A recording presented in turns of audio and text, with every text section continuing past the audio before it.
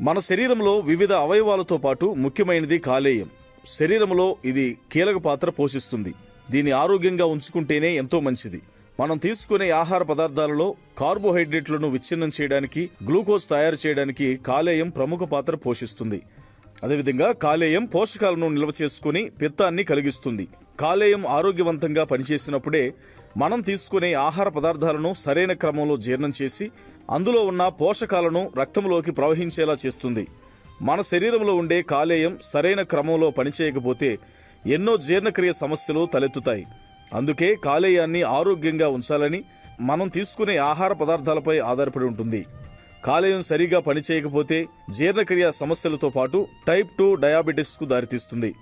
ఈ క్రమంలోనే కాలేయం పనితీరు మెరుగ్గా ఉండాలంటే ఏ విధమైనటువంటి ఆహార పదార్థాలను, పానీయాలను తీసుకోవాలో ఇప్పుడు తెలుసుకుందాం.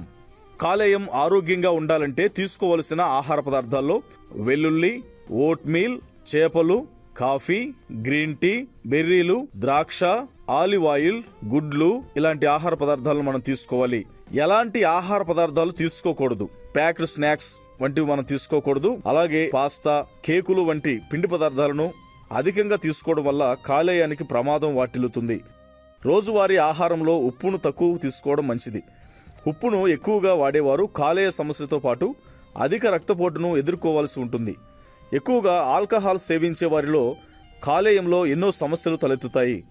అదేవిధంగా మద్యం సేవించే వారిలో కాలేయ పనితీరు క్రమంగా తగ్గిపోతుంది. కొన్నిసార్లు క్యాన్సర్ బారిన పడే ప్రమాదాలు కూడా ఉండవచ్చు.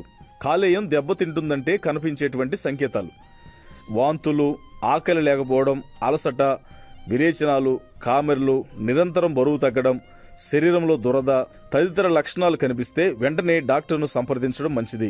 ఇవి కాలేయం దెబ్బతినే ముందు ఇలాంటి సంకేతాలు వస్తుంటాయి. అనుమానం ఉంటే వైద్య పరీక్షలు చేయించుకోవడం మంచిదంటున్నారు వైద్య నిపుణులు. ఈ ఆరోగ్య చిట్కాలు మరి అన్ని రకాల వయస్సుల వారికి వర్తించవు. మీ ఎత్తు, మీ బరువు, మీ ఆరోగ్య పరిస్థితిని బట్టి వైద్యుల సూచనల మేరకు పాటించడం మంచిది.